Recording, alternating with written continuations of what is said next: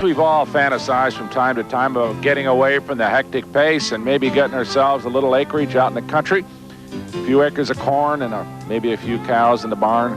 Well, farmers may think the other way around. They may think about a time when they can get away from all this peace and quiet, get a little action. Hi, I'm Brock Yates. Today, we're in Fort Recovery, Ohio. And if it's action on the farm you're looking for, wait till you see this.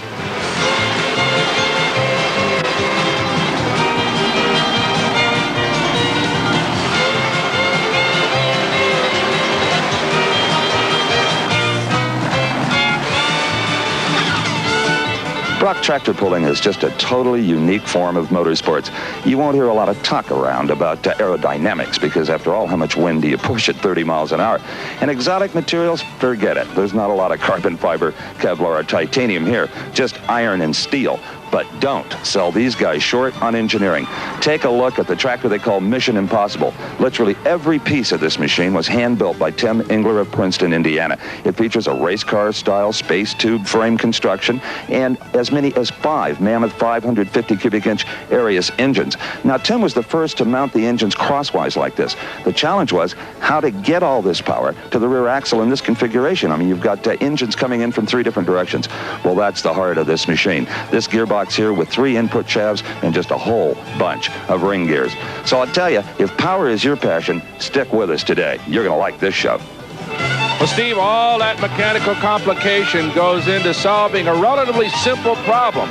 That is pulling about 30 tons of weight down a 300-foot strip here at Fort Recovery. But there's a hooker in the deal, a special sled designed to make that haul extremely complicated. Earlier, Steve had a look. You don't just hook any old hunk of junk up to one of these high-powered pullers. If the sled ever got loose, well, I don't even want to think about that. NTPA makes sure that doesn't happen with a very strict set of standards for their construction. Now, this is Lloyd Lutke's brand new Eliminator 3, and of course, this is the all-important weight box. Now, these iron ingots can be stacked in here to where the sled would reach a total weight of about 60,000 pounds. But it's not just sheer weight that makes these things work. This box comes down that ramp at a controlled speed, making the sled progressively harder to pull, and that is done through a series of transmissions. Now, something new on Eliminator 3 are these airbags off of a semi-trailer. Lloyd, from the cockpit, can control the weight of the pan itself. He can make the sled quite light for the lower classes. Now, Lloyd also rides on board Eliminator 3 for some very important reasons. Let me give you a look here. First of all, through a series of lights mounted up here, he can tell the starter when the sled is prepared and ready. If the red lights are on, the starter just waits until they're turned off. Now, right here, these knobs and levers, these control the air pressure in those bags. Now, also, using these, he can pick the pan up off of the dirt so the sled can come back under its own power, making it a lot easier to come back. It is self-powered with a Ford V8 engine located over here. Now, they steer the sled the same way the tractor pullers steer their tractors, and that's with independent rear brakes. Left here, right here. Now, this is just forward or reverse on the sled. The most important device here in the cockpit is this lever right here. That's the oh my God lever. If anything goes wrong, it shuts down the movement of the box, it breaks the wheels on the sled, it disconnects the ignition on the tractor with that dead man control, and if you can pull it then, you could pull Mount Rushmore. Well, Steve, as they say, the best laid plans. That's Ray working on Eliminator. It looks as if Eliminator has eliminated itself. Some mechanical failures have put it on the sidelines, and they brought in a replacement. They call it Heartbreaker 2. Now, we've seen this sled before in other shows at Bowling Green, Ohio, and as I recall, Steve, she's dragged down a lot of hopes of some pretty serious tractors. In fact, the motto of the guys that operate this particular weight transfer machine, Brock, is, you know we're going to get you. Sooner or later, well, we are going to see Tim Engler in Mission Impossible, the tractor that we opened the show with, come to the line first. Now, Tim is an engineer, a man who fabricates a lot of these tractor chassis for other competitors. And this is, as you said earlier, one of the most sophisticated tractors you're going to find anywhere. Now, these are Arius power plants, over 550 cubic inches apiece. He's running 4 of them in this configuration on alcohol fuel. Now, the Arius engine is built in Southern California, Brock, and as you know, it's really only caught on in 2 arenas of motorsports: drag boat racing and tractor pulling. That's really about the only places you'll find that engine. These engines, of course, are not tuned like a drag racing engine. They're built for low-end torque specifically. So Tim would not rev these engines quite as high as you'd see in, say, an alcohol dragster, but the monster torque that these big engines produce will be the payoff. That, and if he can get all that power to the ground, traction, of course, is critically important here. And these things are more of a challenge to drive than you might imagine. The biggest challenge being to reel out that horsepower in even doses and to keep the tires spinning, but not overly so. Okay, the track is clear. The clutch comes out, and Tim makes his move. Feeding power slowly to that giant collection of motors. And here he comes. It looks as if he's going to do it. He's going to take it right out the back door, Brock. That's what they call a full pull. And the impressive part of that run is how well balanced that tractor was. The front wheels just dangling, just kind of grazing the dirt as they're supposed to do. That was perfect. Beautiful. It looked as if he could haul that thing all the way to Dayton if he just kept going. You'll see the chassis flex as he comes at us here. Notice the tractor gets a little bit sideways, begins to correct both with the steering wheel and with the rear brakes. So Tim Engler fulfills the dream of all pullers to go the distance, and Steve is with him. Well, we just saw our first full pull of the class, all 300 feet. Tim Engler out the back door, as they say. But Tim, it looked like it wasn't that easy to do. No, it wasn't. We was having a torque problem with the tractor wanting to lift on this right side, and I kept hitting the right brake even though it was wanting to go to the right. It was a decent run because it really never lifted up and the motors came up RPM-wise, so we feel fairly good about it, although I think we'll see some more full pulls. I agree with you. So the chassis is twisting? Is that what's happening? Well, we want it to twist, but yet we're having a problem trying to keep both back tires flat on the track. That's one reason we went to the cross-mount motors. But it's just not working quite as good on the new chassis we built as the other one. We've got this chassis a little bit too flexible for a long track. It's more of an indoor chassis for a shorter track. Well, I think we'll see again and undoubtedly a pull-off.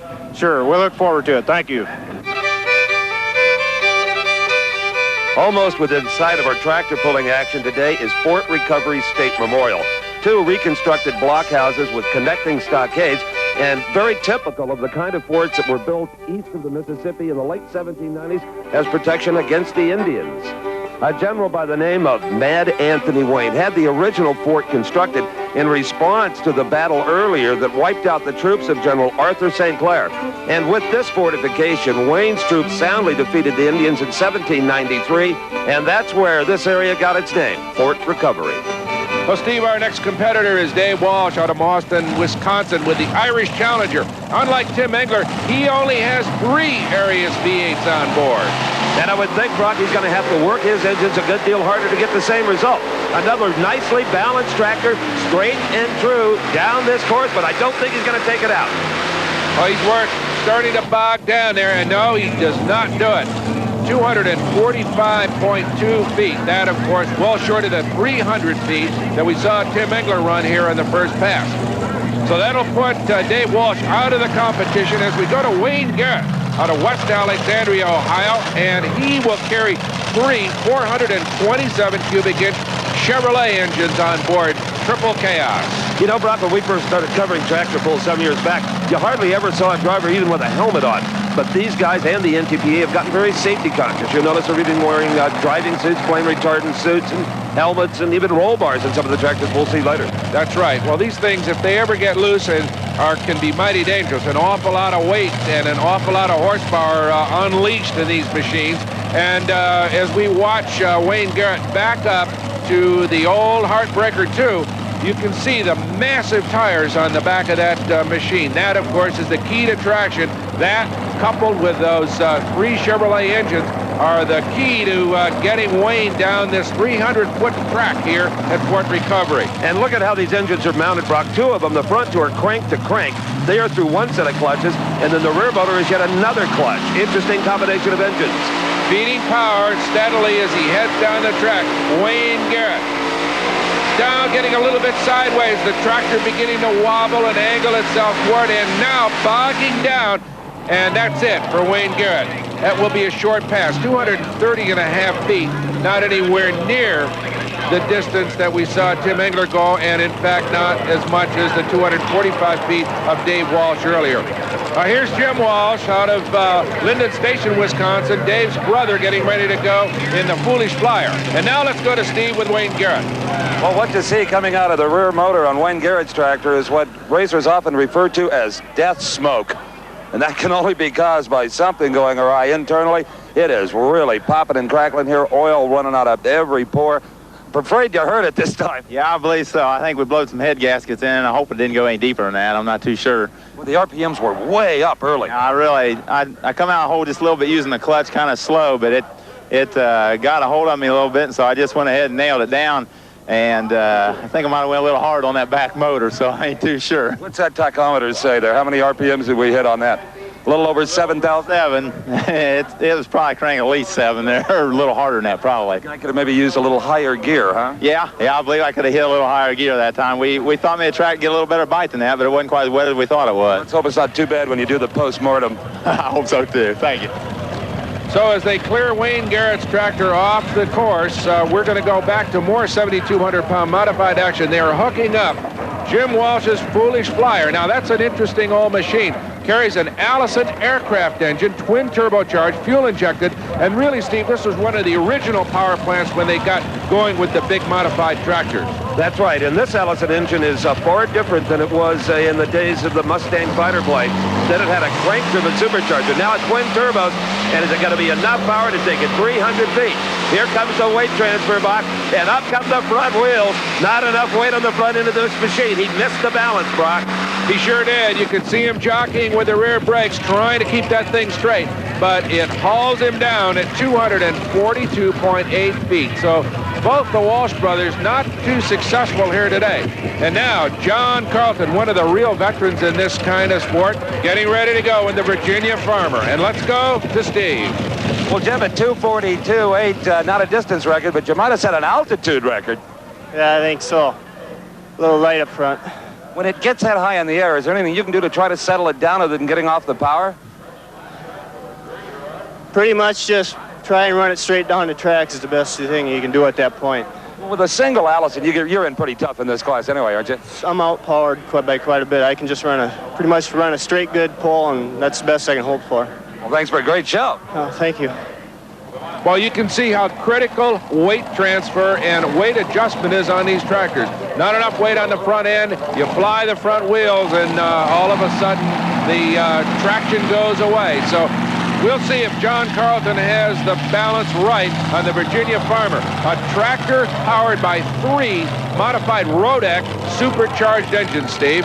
And Brock, you'll notice there's not a lot of those lead weights on the front axle of this tractor because John Carlton likes to run the front end a little bit light, intentionally wheel standing to try to get more weight transfer.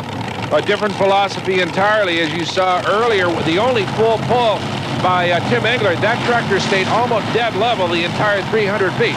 So we'll see how John Carlton approaches his assault here on the Fort Recovery 300. As it worked, here he comes, backing up to, remember, Heartbreaker 2 has put away 3 out of our 4 contestants so far. You know, this is a 7,200-pound modified class. In most forms of motorsports competition, that would be a minimum weight. Well, in this particular sport, that's a maximum weight because weight is an advantage. If you went to the line in this class at 7,600 pounds and you had the weight over the rear axle, you would be more competitive. It's just reverse of everything we're used to, Brock. Well, yeah, it sure is. And I'll tell you what, John is carrying a little advantage himself. He's a mighty big man as he gets on the throttle and down the track he comes. This is the Virginia Farmer trying for it, coming at the flags. Can he do it? Oh, so close. There's the checkered flag. You can see that Carlton hauled up matter of feet short of a full pull. It being not the tractor, but the sled that has to cross the line. 293.7 feet for John Carlton. Let's have another look. As you can see, Carlton's front wheels never did get the altitude that he hoped for, so the weight transfer did not work for John Carlton, so he hauls up short by about 6 feet. Let's go to Steve with John. Well, I tell you, John, everybody was pulling for you those last few feet, but just not quite enough, huh? Yeah, it won't quite enough to get that, but a matter of good pull, I think. You know, when you get that close, are you saying anything to yourself? Come on, baby, what are you doing? Yeah, you kind of want to get to 2 or 3 feet. A little body English, maybe. Right. Okay, but a good effort. It might make you some money. Yeah, thank you. Well, we got a bunch more competitors here in 7,200 modified. The next one up, Leo Kay, in a tractor called the Driller out of Lewis Run, Pennsylvania. Now, this tractor used to belong to the famous Ronnie Reed, one of the best in this business, and now Leo is going to have a shot at it. And Leo is new to the controls of a modified tractor, Buck. He's won a couple of NTPA championships in the two-wheel drive class, the trucks and the funny car-like machines, but this is a totally different style of driving here.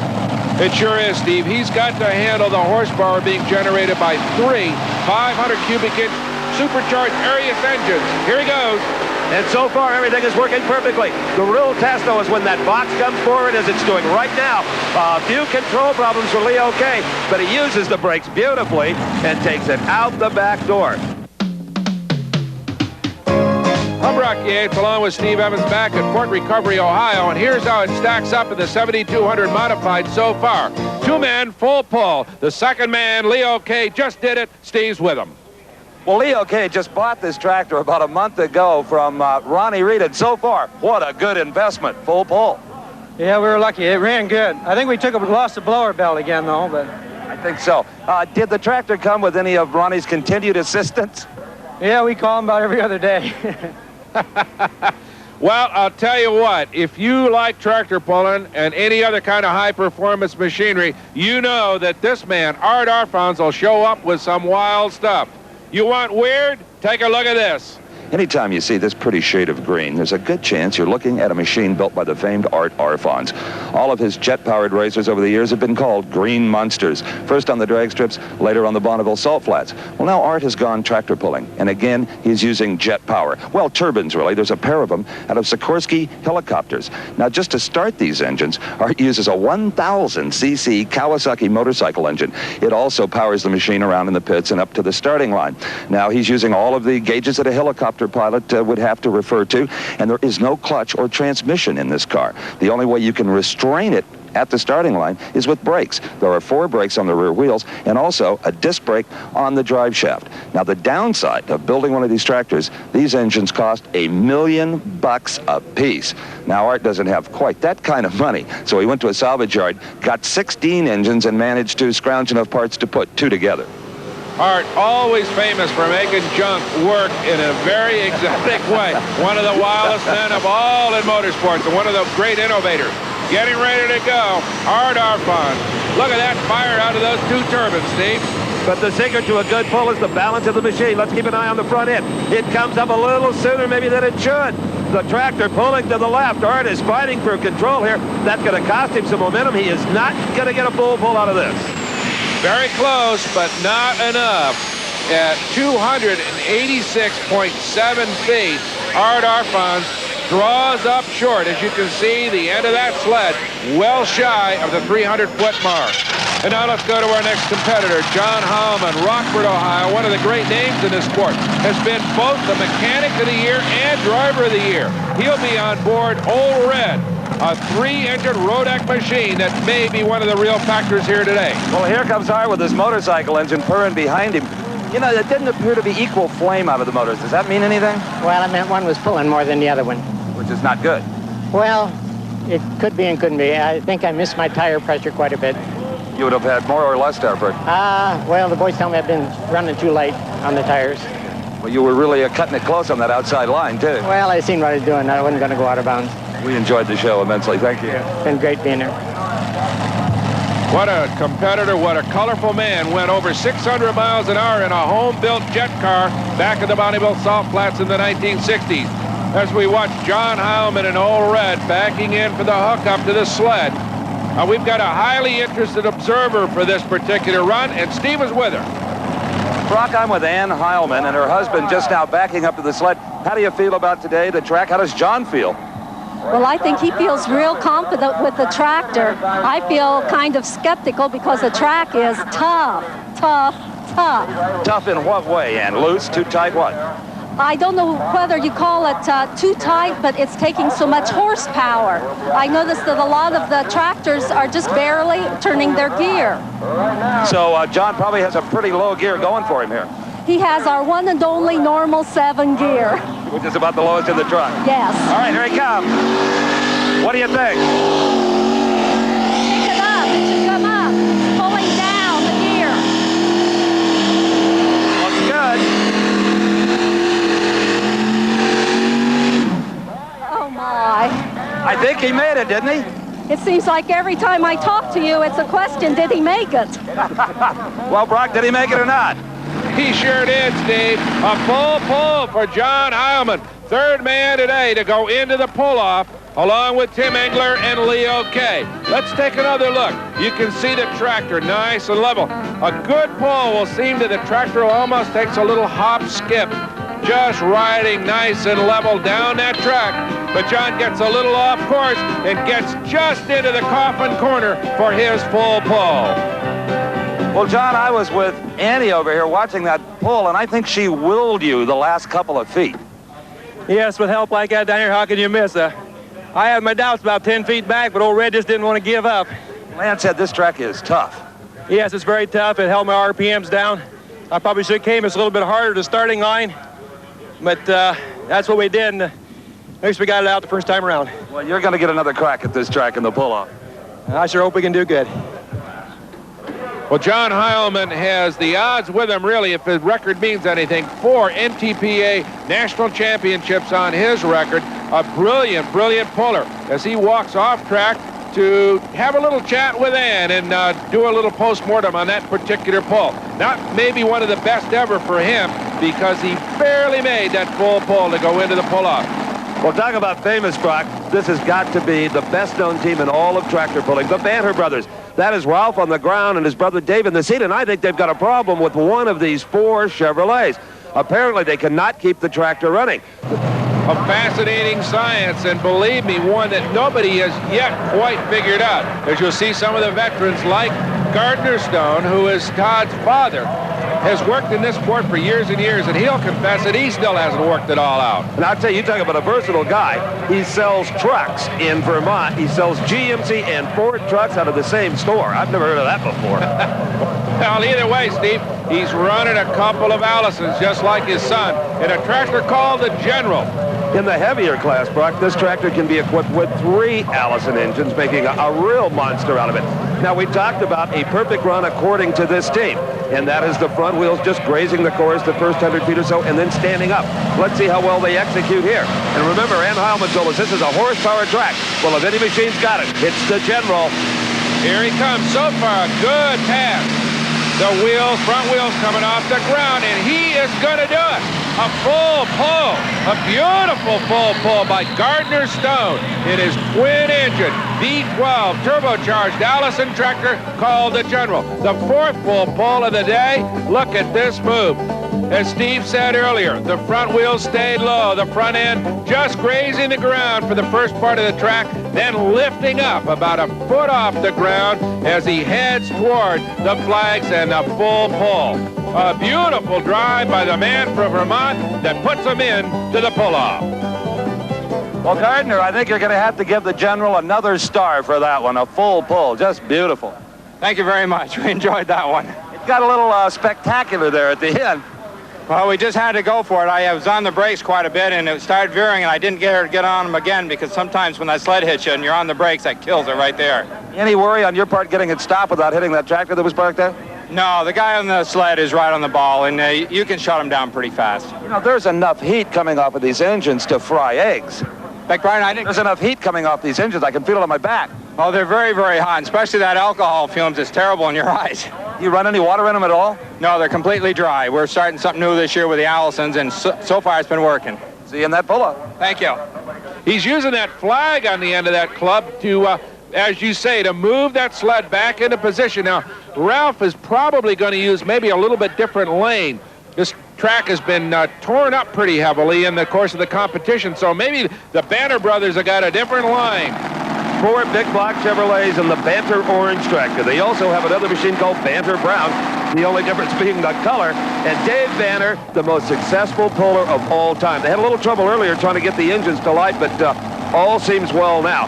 You know, Brock, anytime you race on a dirt surface, be it with a motorcycle, a sprint car, or a high horsepower tractor, you've got to keep your eye on the weather because it affects the racetrack.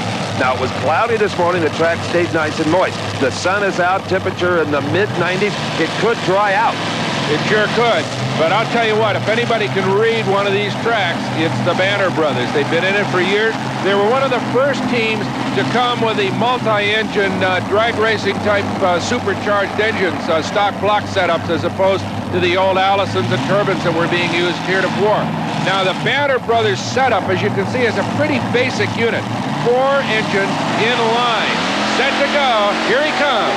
So far, so good, Brock. He's got the wheel speed that he needs. Now, the front end needs to come up just a little bit, but it is not rising to the occasion. Even Ralph Banner may have missed the balance on this tractor a bit, and it's going to hurt them. They will not make the pull-off. A surprise.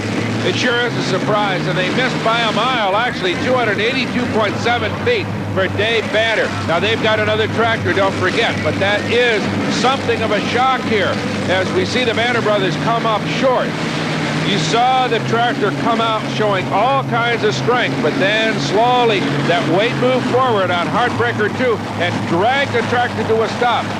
The weight transfer never happened. The front wheels never lifted off the ground, and that truly cost Banner his full pull. Well, David, all 4 motors sounded just fine, but it looked to be just maybe a little nose heavy, huh? Yeah, she's a little heavy in this class. That's the reason I don't run as good in this class, because I don't have the weight to play with, and if I could have got the nose up, I think she would have come on, but that heavy, it's hard to get her to move. Well, it had plenty of power, though. Yeah, I had the power, and I just have to get ready for that heavier class, I guess. All right. Now, what did you learn in the orange tractor here you can apply to the brown one when you pull in this class?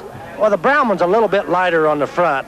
We've built it. That's our newer tractor. It's a little lighter. I think possibly I can get my front end up, maybe come a little harder. Okay, we'll be watching. Dave, of course, referring to the fact that he will compete in several other weight classes during the course of this event. All of these big modified tractors capable of doing that, including the Macon Bacon tractor being driven by Bruce Hutchison, one of the finest names in this sport, a man like John Heilman, who has been named both mechanic and puller of the year in his career. And Brock, you were talking about the various classes. Well, Bruce Hutchison is the only man in pulling to ever win 3 national championships in a single year. In fact, he did it in 2 different years, winning in 3 different weight classifications. Here he has got 1, 2, 3, 4 motors in a tractor that is capable of hauling 5 in the heavier classes. Well, this beautifully constructed tractor, heavily sponsored. Bruce Hutchison, a full-time professional who tours all over the country with a Macon Bacon Special, one of the really popular machines. As he gets ready to go, Hutchison getting ready to hook up and come to the line. Stevens with a man who's already made the pull-offs and has competed against Bruce for years. Brock, I've got John Heilman down here with me, who, as you know, has already qualified for the pull-off. Bruce Hutchison is the next to hook. Tough customer. Bruce got a real good shot at it. It's all going to be in the hole shot. The hole's getting bad down there. Banner didn't get out of the hole good. If Bruce gets out of the hole, he'll make it. Now, a hole shot is a term you hear in drag racing where one driver gets ahead of the other, but in here, it has a little different meaning. Yes, here we're not one right against the other, but it's the amount of time we spend getting that first 50 feet. If you time that first 50 feet, it's like having Garlis run against Coletta or somebody, you know. It's that first 50 feet. It's right down there. How many tractors do you think will make the pull-off? 1 or 2 more. Okay, let's watch. Well, here's the prediction. 1 or 2 more. Let's see if Bruce Hutchison is the man. He looks like he's made a good hole shot, as John Hammond says. Oh, and suddenly the tractor breaks. An instant stop for Bruce Hutchison. Was seemingly running well, and then all of a sudden mechanical failure intervened. We're not sure what happened. Probably something in the drivetrain, because you can certainly lose 1 or more of those engines and keep going. Here you see it. Hutchison lifting those front wheels. Suddenly a hard bounce or 2, and the tractor rolls to a halt. A tough break for Bruce Hutchison, only 217 feet. Hardly enough to make him any money today. Boy, that is a painful sound, even to guys like me just watching, Bruce, when those RPMs just go to the moon like that. Yeah, Stephen, I think what happened is that the front 2 motors came loose some way, and then it detonated and blew the blower off the second motor. Okay, so it actually lifted a blower up, and it might have even put a rod out, I'm afraid. I don't know whether they put any rods out or not. I don't see any oil, but it blew the blower off the second motor, so it detonated. The front 2 motors came loose. Well, I was down here with John Heilman, and he said he's coming out. He's going out the back door. He thought you were going to full pull it. Well, it felt real good. Had a lot of good speed and had the front end about right, but the equipment didn't hold together. Could be an expensive afternoon for you, huh? Yeah, definitely. In case you ever want to visit beautiful little Fort Recovery, Ohio, it's located on Highway 49 at just a couple of miles from the Indiana line, where the time zone also changes. And it's got all the basic things you need. Got the firehouse on the left, the church on the right, and it's got Ambassador Park, where tractor pulling is going on right now. And right now we've got a local star coming to the line, Steve, Milton Bergman, from right here in Fort Recovery. Now he's got a pair of V12 Allison aircraft engines, but you know what? Talk about money a little bit earlier as we see the leaderboard. Engler, Kay, Heilman, and Gardner Stone, all full pullers here among the top 5. Now Milt has fuel injected only one of his 2 Allison engines. He flat says, I ran out of funds. I got to run one with carburetors and one with injection because the budget just won't stand a full conversion, Steve. Yeah, these motors are pretty stupid, Brock. They really don't know whether they got carburetors or fuel injection. And this is kind of a low buck tractor if you want to compare it to the Macon Bacon Special of Bruce Hutcherson and Howlands and some of the others. But with some good driving and a right guess on the weight transfer, any machine is competitive in this sport. It sure is, Steve, and that's one of the great attractions of this sport is that it still opens the door for mechanical ingenuity and driver skill. A lot of the other kinds of motorsports have become so sophisticated that there isn't much room for ideas and ingenuity to come into play. Here, tractor pulling, almost anything goes. You know, and as far forward as that front engine is, I wonder if, like Dave Banner, if he can get the front end light enough for this particular track, Brock. I mean, the engine is out there. That's ballast as well as horsepower. It sure is. And those big, long V12 engines are something of a handicap in terms of positioning them on the tractor. You really need a long wheelbase tractor because of the very length of those motors. Well, even with all of the engine out there, Buck, he's still got 4 suitcase weights, and we talked about those earlier being 100 pounds apiece. Right now you see the hand throttle there, and that is spring-loaded, so if anything should happen, it will automatically come back and close the throttles on the engine. Right. So we've got one turbo V12 Allison and one centrifugally supercharged V12 on board Milt Bergman's tractor called Rambunctious. So we're having a little trouble getting things all fired up here. Could be a moment before Milt gets ready to go. Right now it sounds as if we got all 24 charged up here. Let's see what happens. Okay, Heartbreaker 2 is ready. The big question is Milton Bergman. He is the only participant from right here in Fort Recovery. You see that right hand pushing that throttle. Now the throttle goes all the way forward. The front end just dancing very nicely. This is going to be a surprise here, Brock. The crowd is going to love it because he does it. Yes, a full pull.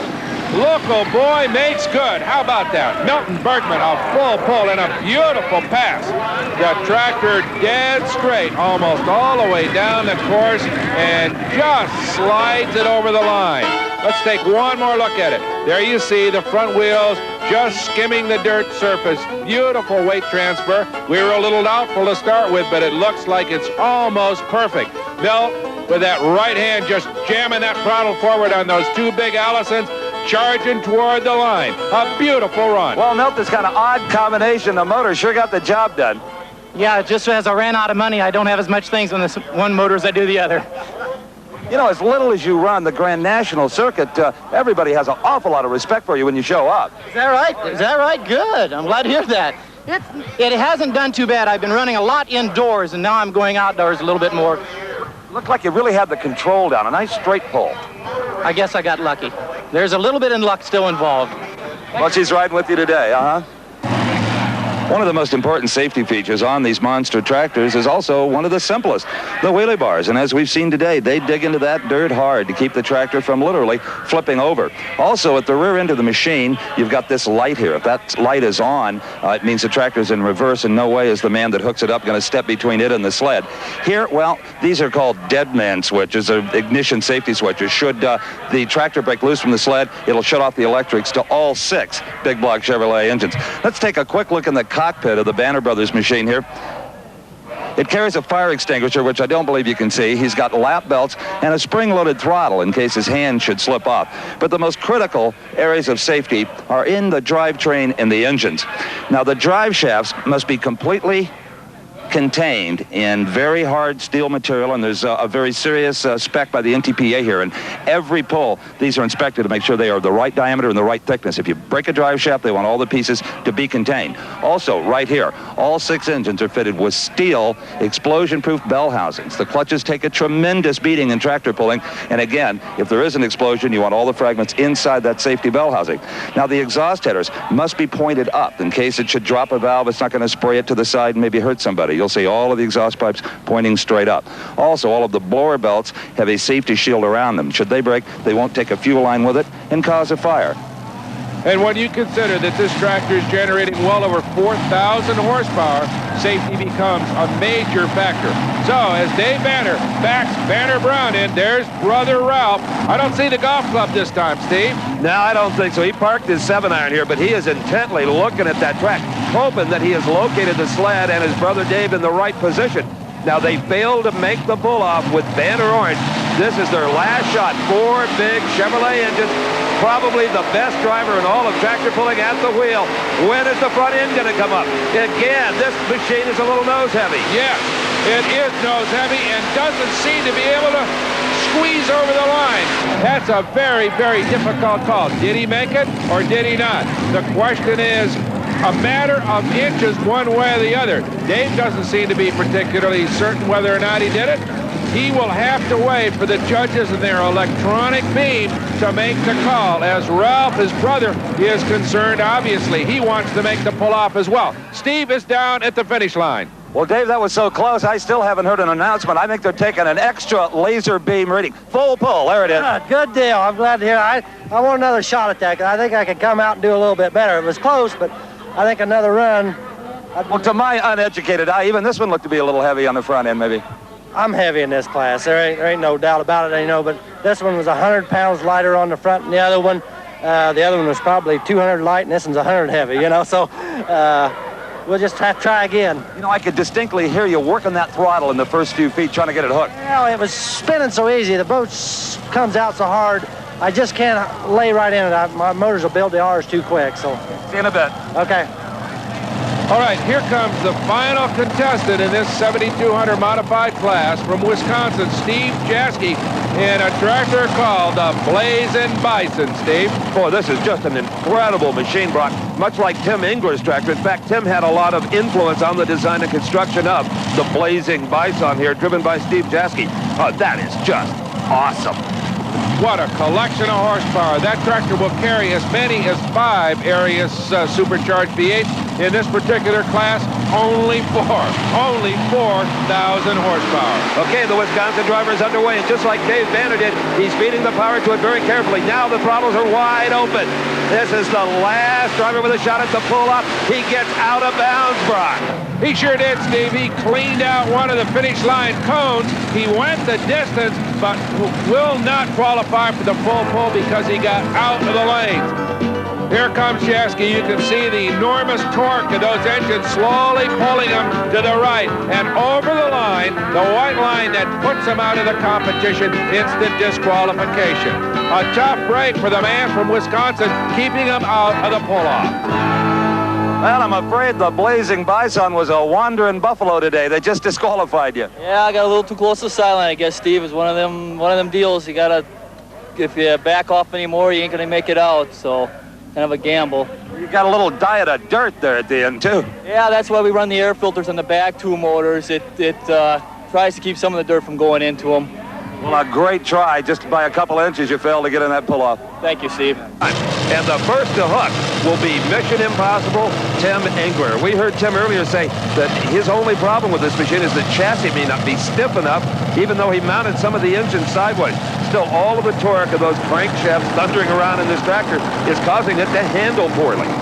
Right, as Tim Engler backs Mission Impossible up. Remember now, he was the first man to do a full pull, and it was a powerful pull. It just drove that sled right out of the end of the park. Probably the most convincing full pull of the whole lot, Steve. That's right. And Brock, the thing to watch here is the flexing of that chassis. When it does that, you're not getting equal bite on the tires. Here's Leo K. He'll be next to hook. Leo watching very closely, hoping to learn something that may aid him, Brock. Especially, he's going to be watching the wheel speed that Tim Engler gets early on, and he's got a lot of it. The wheel's turning over 100 miles an hour. Right, as here comes Tim Engler. Yet another powerful run. Looks good, nice and straight. That big sled just hauling him down, though. Can he do it? Yes, it is a full pull. Tim Engler has gone the full 100 yards in an absolutely masterful pull, a textbook pull. They made some adjustments, Brock, that really paid off for him here. It sure did, Steve, and in so doing, literally broke the back of Heartbreaker 2 as that extra weight failed to slow him down. Here comes Angler. Notice those front wheels pretty level now, maybe not getting quite that weight transfer that he wanted, but slowly up come the wheels. The weight transfer moves backward. Those giant Arius engines pulling beautifully. A string straight pull right out of the park. Well, Tim Engler has thrown down the gauntlet for the drivers to come in this pull-off.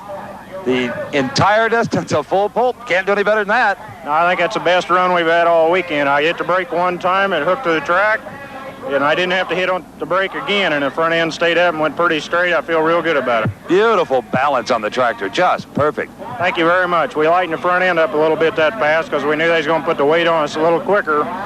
Drove it a little bit different off the line. We feel fairly confident. Okay, let's hope it holds for you. Thank you very much. Well, let's see if Leo K learned anything from that, as you say, Steve, textbook pass by Tim Engler. He's up next with the driller. And he is, in fact, a driller in Pennsylvania, Brock, in the oil tool business. And as we said earlier, he is new to the modified tractors, just recently purchasing this machine from Ronnie Reed. And it is a beautiful tractor and a very efficient machine. With 3 engines, it'll pull the weight that some need 4 and 5 to do. But right now, Steve, you can be sure that Leo K is just wondering whether or not he learned anything from the Engler run, and if, in fact, they put the right amount of weight on that front end. It all boils down to these tractors pretty much generate equal horsepower out of these Arius engines, and, of course, the big rear wheels are about the same, so it becomes a matter of weight as we watch John Heilman, the next man up, getting ready to make his observations of Leo K's run. You know, he was shaking his head there, Heilman was, Brock, almost as if to say, Leo, I don't think you're in the right place. Well, these lane selections are critical. Heilman, one of the real veterans, and of course can read a track a lot like the guys in World of Outlaws can read a dirt track. Tim Engler down at the other end. You can be sure he doesn't want another pull-off. Okay, Leo K hooked up, just about ready to go. Heartbreaker 2 ready, there you can be sure of that. Here comes the power, comes on smooth and hard. Those 3 Arius engines, Heilman watching as he pulls toward the finish. Just a little bit sideways, and will he make it? No. I don't think he quite made it. No, but he did have a good run. He had to get on the brake just a little bit there, about 225 feet, or I think he probably would have made it. Made you sweat a little bit, Tim. Yeah, it did, but that's what makes the sport interesting, and that's why the fans are here to watch it. It's a good sport. It's just a matter of man and horsepower trying to work with a lot of horsepower on a dirt track. It's quite a task and a challenge to make it work. Well, there's 4 more. They're going to take a shot at Tim Engler's. And Steve, that next man will be John Heilman. Now positioning the sled. Remember, he can put it anywhere on the track that he wants. Let's go to the far end. Leo, they tell me the distance at 293 feet, and I can tell you, you have Tim Engler sweating it out about 280. Well, we just didn't make it. We were on the brake, and also we're a little nose heavy, I think. It just didn't hook up real good.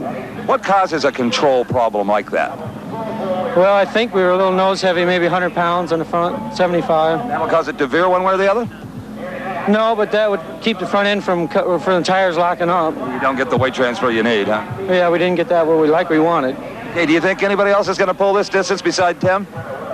Probably, both of them.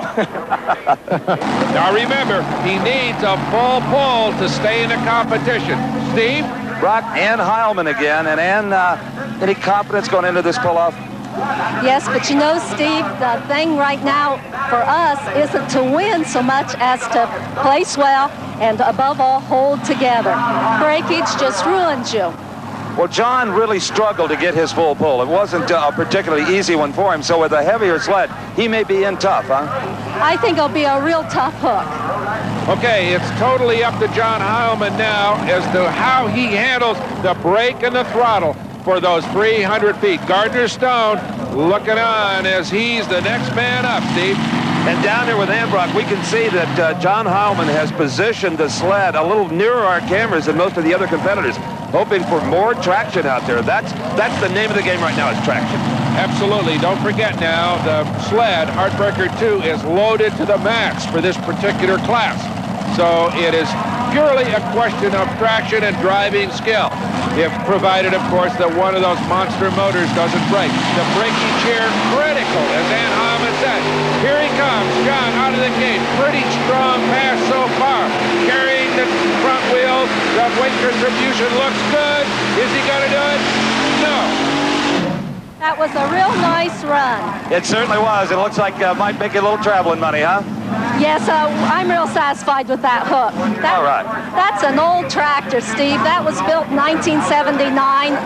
We hope that we can get it replaced for next year. We'll see how the season goes. Okay. So a good effort by John Heilman. Not enough, though, of course, to force yet another pull-off with Tim Engler. 262.2 feet. As Gardner Stone has climbed aboard the Allison-powered General, and Steve is caught up with John Heilman. Well, John, I don't know how you feel, but your better half called that a very fine pull for that old tractor. True, very true. I feel very satisfied with the run. It made a little bit of a size shame, but I think everything was right. There's some mighty fine equipment out here nowadays. This tractor, I think, was built back in 1980. You know, now that your day is over, tell me a little bit about what it's like trying to farm and pull. Which comes first these days? When we started farming started pulling in 1974, the farm took priority. Today it's an equal, at least equal, maybe the tractor pulling a little first, because we do derive more income. Well, actually, pulling is subsidizing a farm operation. It's only a 400-acre operation, but our main cash flow comes through the pulling operation. And when the one that's making you the money, that's the one you got to take care of. You see the time when you might ever abandon the old homestead? Yes, unfortunately. Yes, very, very unfortunately. Okay, well, it led you into tractor pulling, right? Right, but if things keep going as they're going, definitely, 2 more years, I would be very tempted to liquidate the farm operation and put everything into pulling. We're hoping in the future to have more motors in the tractor, but we're trying to just waiting things out. Okay, thanks, and thanks for letting me have Ann down here. She's been a big help. Oh, we both appreciate her.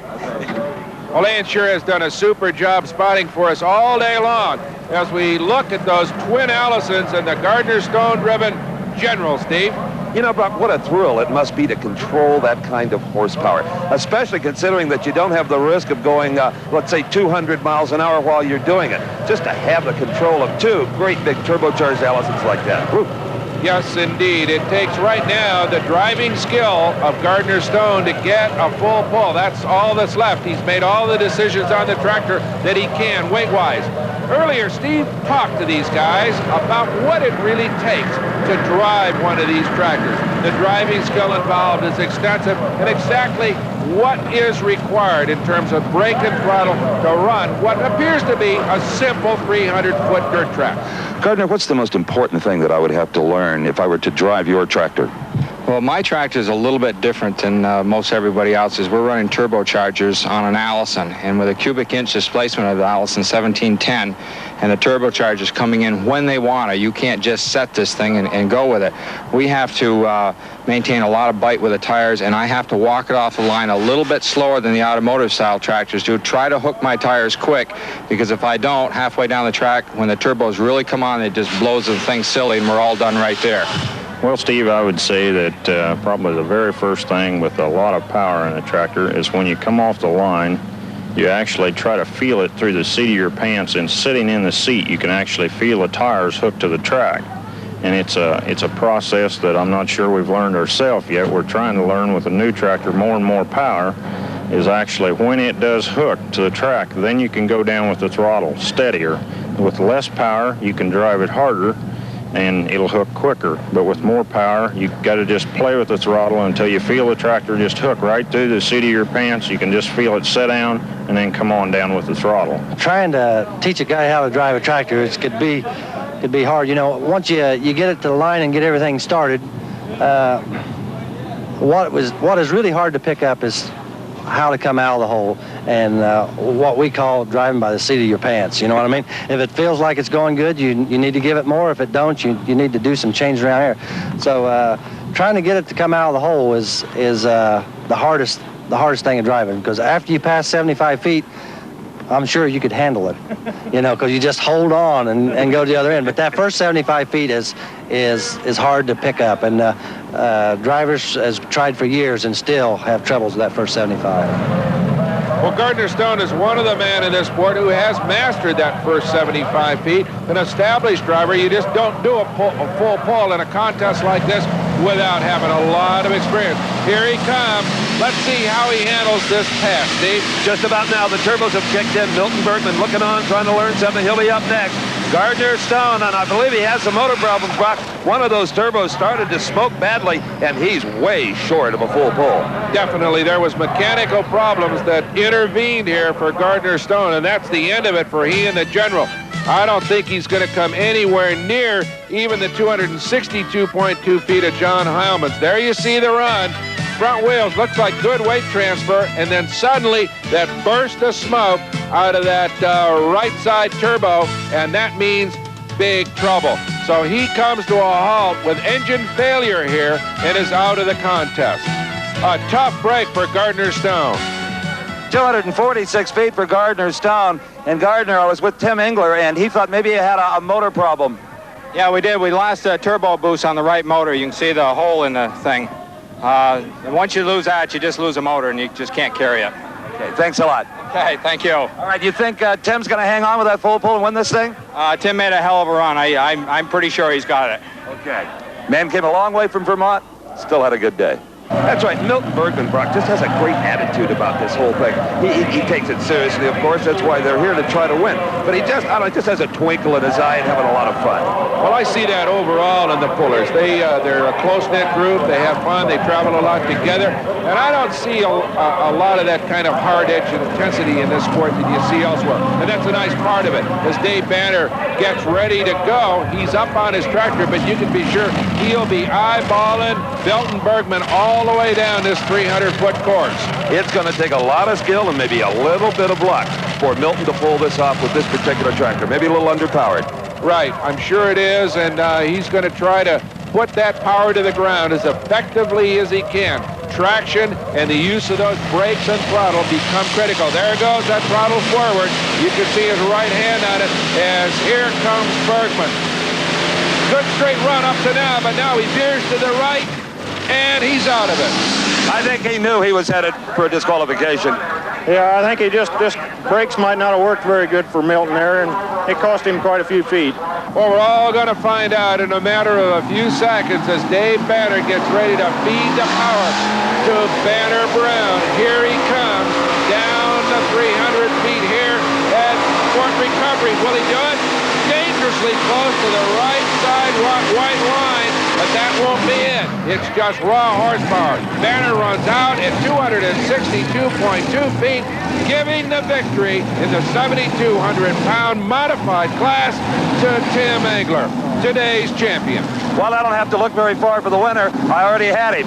Tim Engler, you're the only one that took it out. Well, we were fortunate today. I think the good Lord watched over us. We watched 5 good tractors follow us, and it's kind of hard, nerve-wracking to stand here and watch them, but it was a good feeling to win in this kind of competition. Is it an advantage to pull first as you did? Well, I don't know. I think if I had my choice, I'd rather pull second than pull off, because then you kind of get to see how the sled is set, and you kind of have an idea as far as where to put the weight. We moved all our weight to the back of the tractor, and we knew we had to go for all of it because we saw them putting a lot of weight in the sled. So everything worked out for us today. All right, again, congratulations from Brock Yates and myself. Good job. Thank you very much.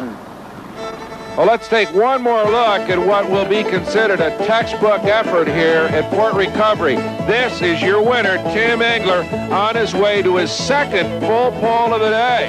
And Brock, watch those front tires. We've said it before, it's worth saying again. That is the secret to the thing, the weight transfer. Now, that first difficult 75 feet is over. Now the throttles are jammed open, and you just hope you've got the balance. You hope you moved all of that ballast around properly. Now watch that front end. It comes up just as the weight box starts to move. Absolutely perfect.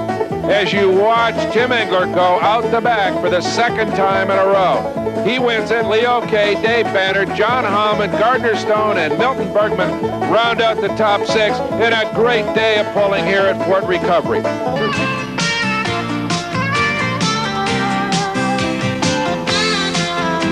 For every modern farmer, including those here in Ohio, machinery plays a giant role in his life.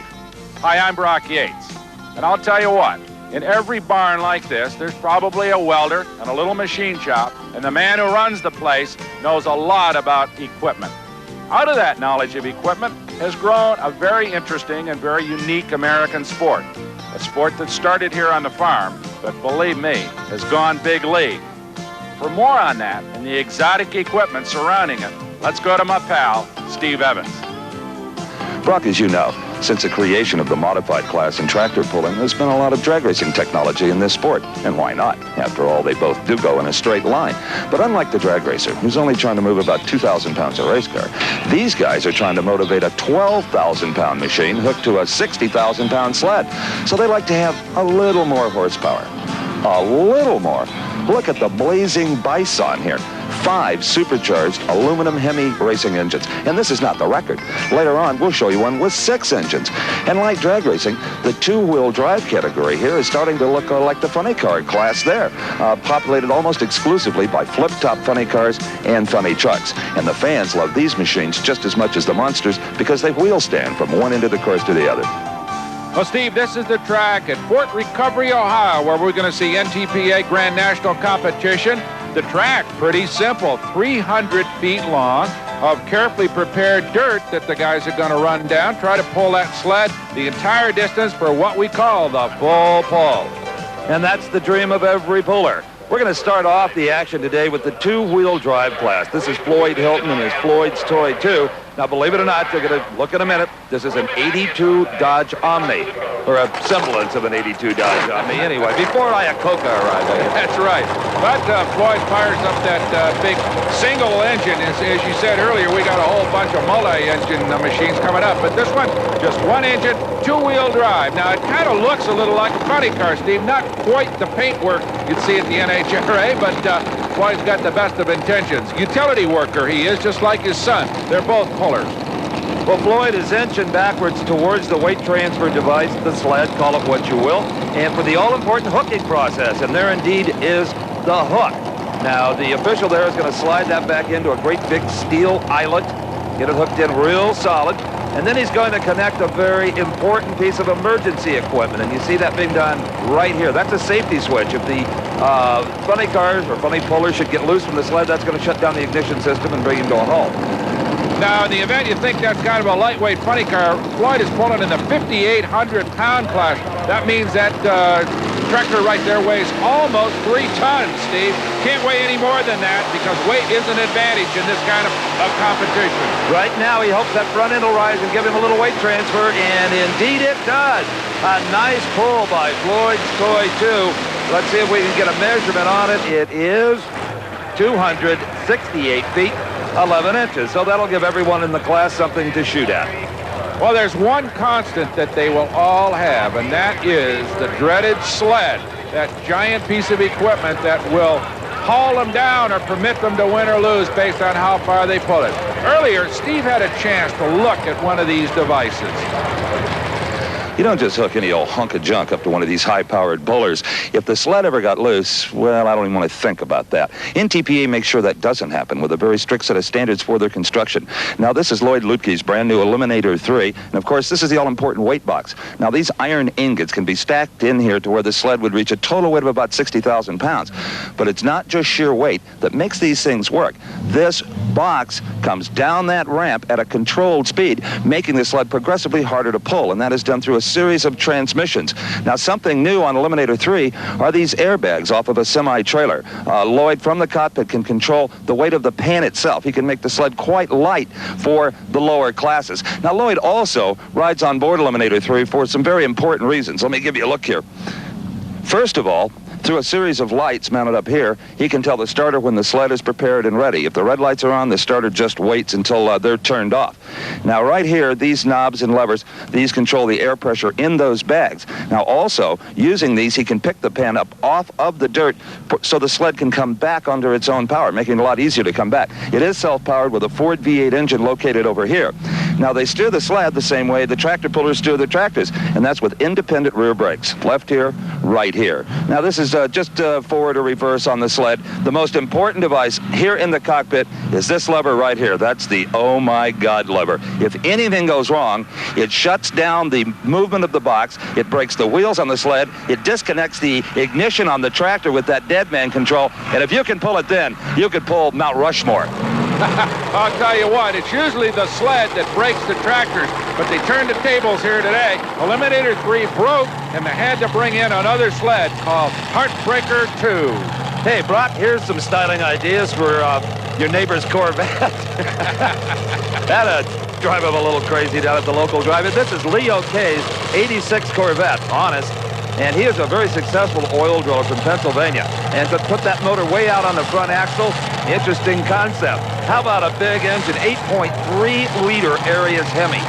I'll tell you what, too, Steve. Leo was the Grand National Champion in both the 5,800 and the 6,200-pound two-wheel drive classes in 1985. So Leo packs a reputation in this particular kind of competition. Runs the big modified tractors as well.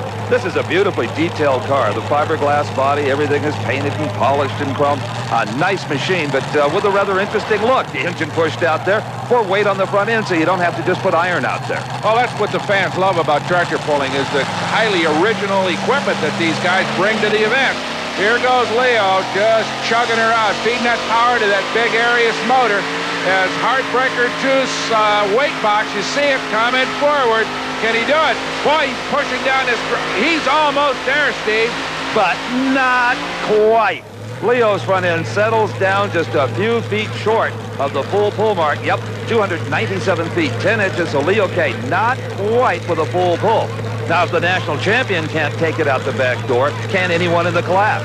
Well, that's the question as we watch Leo one more time. Now, you notice that the front wheels are just kind of grazing that dirt surface. That means that Leo's got the weight distribution pretty well handled. He wants to have that weight mostly on the rear, those giant rear tires. As you can see in the upper portion of your picture, that giant weight box on Heartbreaker 2 creeping forward, and that will be what will ultimately bring Leo up 2 feet short. Well, Leo Kay and the driller have set a new standard of 297 feet, 10 inches. What do you think? I don't think it's far enough. Somebody's going to go out the back door? Yeah, Chris and them will get out, and in-laws and outlaws will be out. Very easy, steady application of power for you. Yeah, we were about just a little nose heavy, and just didn't. I think they'll beat it. So if you'd had a little more of that weight maybe on the rear end where you got some transfer out of it? We would have done a lot better. Now his prime competitor, the man who has set the best distance so far, Leo Kay, says that Chris will take it the full 300 feet. We're about to find out as the body is hydraulically lowered. Well, Chris has a couple of cars in this class, Steve, and this one, the 85 Ford, is a very basic machine. Not quite as fancy a piece as we saw Leo run, but very much in contention. Remember now, it isn't body style that counts in this class. It's strictly what's underneath, and that is the engine and the chassis setup. This vehicle, of course, a pickup truck, unlike Leo's sports car, as it were, Steve. Pretty slick looking pickup truck too. Some nice style in the engine in pretty much the conventional location where you'd find it in a truck. So Chris is hooked up to the sled. They'll take the slack out of the chain and get underway. Now you just can't smash the gas on these things or you just dig a hole. You got to just kind of feed the power to it, get the momentum of the sled going, and then get all the power down about the time that weight transfer box starts to move. And you can see all the weight out on the front end of that truck. Now let's watch the front end. That's the key to it. Leo Kay said he was nose heavy, and it looks like Chris Holdorf also Brock is a bit nose heavy. It should have started transferring just a little bit before it did. Well, now all the weight pops to the back, and he loses it all at that point, and not anywhere near a full pull here. In fact, only 271 feet 4 inches. Let's take another look at this machine. Beautifully built by the Banner brothers, a famous pulling operation from Indiana. The chassis, that's a 600 cubic inch Ford in there, and he'll need all of that as that big weight box on Heartbreaker 2 begins to go to work on him. There you see the front end come up, and that just about dooms him. That'll be the end of it for Chris Holdorf. Well, Chris, what was it? Handling, balance, power, what kept you from pulling it off? I missed the weight. I've got too much weight up front. Need 200 pounds back off the front. You know, I'm hearing that's a common complaint down here from pullers. Apparently this track has outfoxed a number of drivers. Yeah, but luckily I got 2 shots at it. That's right, you know, where the tractors primarily have come out of the Midwest, the agricultural communities. The two-wheel class seem to come from everywhere, like you from Florida. Everybody can get into it. It doesn't take quite as much money to build one of these, and it's like the 4-wheel drive. Everybody can get into it, and they got the Ford Chevy controversy. It's a good class. Well, what I like about it is you can express yourself. You can build just about anything you want that meets the rules. Yeah, that's true, as you can tell with that van. All right, I'll see you on take 2. Let's hope I'm a little farther down the track. Okay. Thank you. Well, Chris has another shot with his other machine, as he said, as John Heilman, one of the greatest names in this sport, gets ready to go in a machine he calls the Sultan. Wait till you see this one. You ever see a Thunderbird puller? Earlier, Steve took a look. A drag racing funny car, right? Wrong. This is John Heilman's beautiful new Thunderbird-bodied two-wheel puller called the Sultan. And isn't this fun? I got a little button here I can push that hydraulically raises the body. But what I want to talk about here is safety. And it starts at the very front of the engine with that guard you see around the blower belt. Now, at the very back of the engine, probably the most important safety feature on this automobile. That's an explosion-proof bell housing. Clutches take a tremendous beating in this sport. If they should explode, hopefully all the fragments will stay inside that bell housing. Now, John's got a fire extinguisher here within easy reach. Now, were he ready for competition, he'd have on this single-weight Nomex driving suit. First time that has been required. It's also got a full firewall and a Lexan window in the firewall. Should there be a problem, he can see that flash of flame. And moving towards the rear, you'll find the safety cutoff switch required on all of these machines. Should they break loose from the sled, that shuts down all of the electronics. He's got a lap belt here, don't need any shoulder harness. It's not going that fast, and a semblance of a roll bar. All in all, I'd feel very secure in this car. Boy, what a spectacular piece. The folks just love this machine. It's brand new this year. John Heilman, as we said earlier, one of the greatest names in modifying pulling. And can he pull at 297, Steve? That's what he's got to do. Again, let's watch the front end on that machine. It needs to get up in the air for that weight transfer. Is he too nose heavy? It sure would appear to be that way. It just strained into trying to carry it. Now it's up. You can almost walk under it, but maybe too little too late. Well, it sure is not going to be a full pull. In fact, it's 286 feet, 11 inches. That's short of Leo K's effort, but in front of Chris's. So he is sitting in the second spot. Let's take one more look at that run. Here he comes, 541 cubic inches of Ford V8, pulling that beautiful Thunderbird puller down this track here at Fort Recovery. But it isn't going to be enough. That checkered flag, that's Leo K's high water mark, and you can see he comes up short. Well, John, I hate to be the bearer of bad tidings, but by 11 feet you missed, unfortunately. I could see it was going to come up short. Yeah. The old, no low on horsepower there. When you put a few cubic inches in, it's hard to run with them. Maybe I should have came a little harder in the hole. Maybe it was running darn good, and those guys that thought it was a good run. So it was really just lack of power, not balance or whatever? I felt the balance was good. I felt everything was good, just a little shorter on power. Either too much gear ratio or not enough horsepower. Well, I'll tell you one thing that's good, the looks of this Thunderbird. It's a dazzler. Thank you. I think Thunderbird's got one of those beautiful cars this year anyway, so we had to use the Bird chassis. We think it's a beautiful piece. It definitely is. Thanks. You're welcome. What a great show. He didn't quite make it, but he'll be back. You can be sure of that. All right. Let's go from the new to the old. This is a 1949 International panel truck being driven by Dan Bieberich out of Decatur, Indiana. And get this, Steve, he runs for Jim Brockman's In-Laws and Outlaws pulling team. You know, at some point in time, that old panel truck probably belonged to a Fuller Brush man or a bakery or a dry cleaner. It'd be interesting to know its history. I don't even know if Dan knows. Well, Dan doesn't really own the machine. He is a hired shoe for the owner, Jim Brockman. We'll see Jim later in a companion vehicle.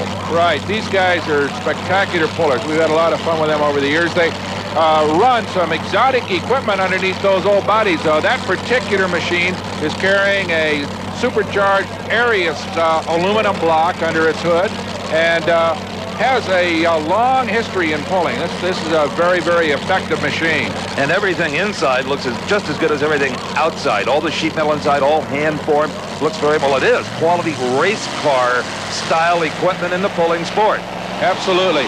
As we watch Dan come out of the hole, feeding the power to that big Arius. And let's see what kind of weight transfer he's getting. Looks pretty good so far. Here comes the nose up in the air, but is it staying up there? Not quite enough.